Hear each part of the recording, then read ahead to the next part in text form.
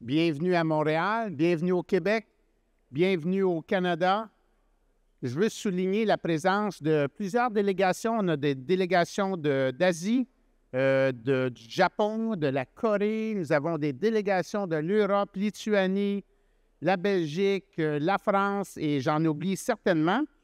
Et puis, d'entrée de jeu, il n'y en a pas beaucoup qui me connaissent, je suis quand même nouveau. D'entrée de jeu, je veux souligner le travail de mon prédécesseur, Éric Kerr, qui a bâti le ministère il y a de ça quelques années. Il a laissé tout un legs. Éric, merci beaucoup pour tout le travail que tu as fait. Pour moi, c'est un honneur de travailler au sein du ministère de la cybersécurité et du numérique.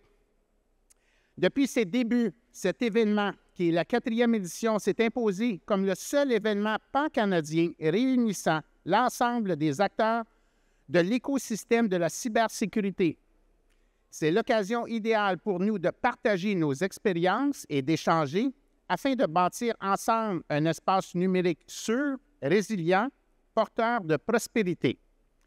Cette collaboration est encore plus importante aujourd'hui en raison du contexte actuel et des cybermenaces et cyberattaques qui évoluent avec les avancées technologiques.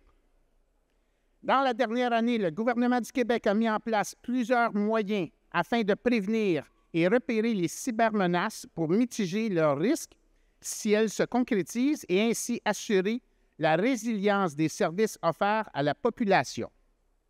Notre objectif est d'augmenter notre capacité à cibler les menaces, les vulnérabilités et à prévenir les incidents de cybersécurité. C'est pour cela que le 17 avril dernier, nous avons notamment adhéré à FIRST, Forum of Incident Response and Security Teams.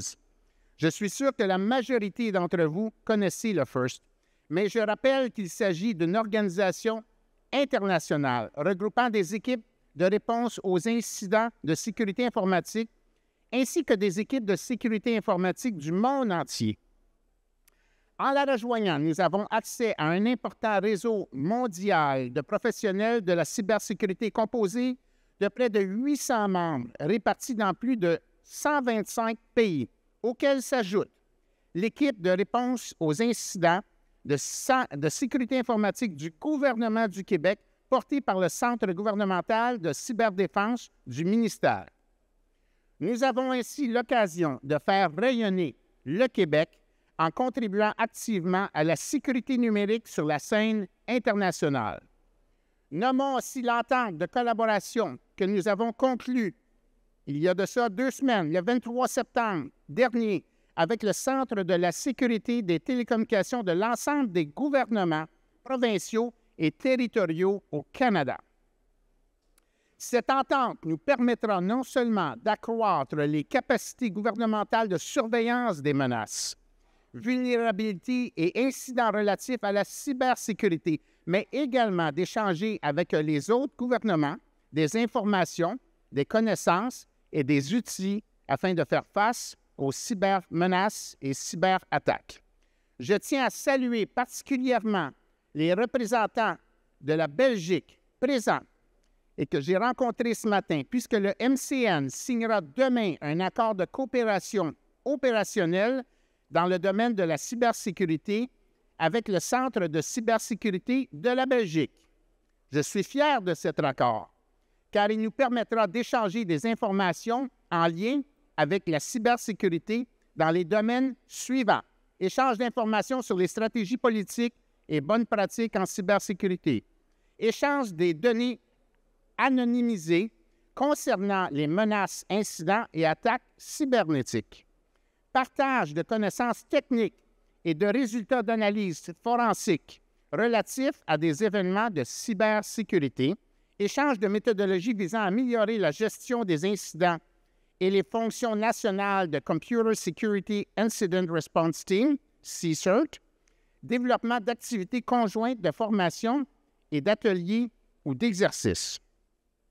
C'est grâce à ces collaborations que nous développerons des moyens pour mieux protéger nos données gouvernementales sensibles, garantir notre sécurité, notre confidentialité et notre indépendance technologique. Je tiens d'ailleurs à souligner l'importance que nous accordons à nos échanges avec l'écosystème québécois et canadien en cybersécurité, comme en témoigne par exemple notre partenariat avec CyberEcho. L'intelligence artificielle a beaucoup évolué dernièrement, nous offrant de nombreux atouts pour se défendre contre les cybermenaces. Cependant, elle a aussi le potentiel d'avoir des brèches dans la sécurité de nos organisations. C'est tout le paradoxe de l'intelligence artificielle. On peut l'utiliser pour améliorer la cybersécurité, mais il faut augmenter la cybersécurité pour faire face aux menaces qu'elle engendre.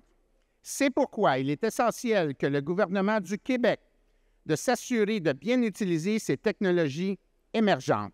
Le Québec s'est doté en 2021, encore grâce à Éric, de la stratégie d'intégration de l'intelligence artificielle dans l'administration publique.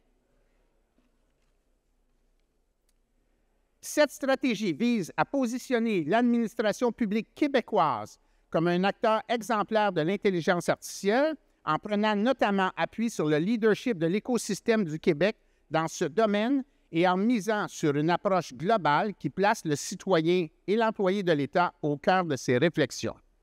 Cette stratégie est accompagnée d'un plan d'action établissant 3 mesures concrètes à mettre de l'avant sur la base de 3 axes. Premier axe, des services publics renouvelés et optimisés par l'intelligence artificielle. Deuxièmement, une administration publique outillée et proactive à l'égard des changements engendrés par l'intelligence artificielle. Et troisièmement, une action gouvernementale en intelligence artificielle fondée sur des pratiques responsables. Parmi les initiatives mises de l'avant récemment, soulignons l'identification, la réalisation et la coordination des expérimentations en intelligence artificielle et en automatisation à l'échelle gouvernementale. Rendre obligatoire la divulgation de l'utilisation de l'intelligence artificielle dans l'offre de services publics.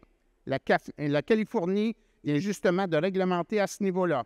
Baliser l'utilisation de l'intelligence artificielle générative dans l'administration publique et adopter un cadre de gouvernance et encadrer l'utilisation de l'intelligence artificielle par les organismes publics. Dans le domaine de l'intelligence artificielle, comme dans celui de la cybersécurité, le Québec est chanceux de pouvoir compter sur un écosystème talentueux, basé en grande partie à Montréal et à Québec.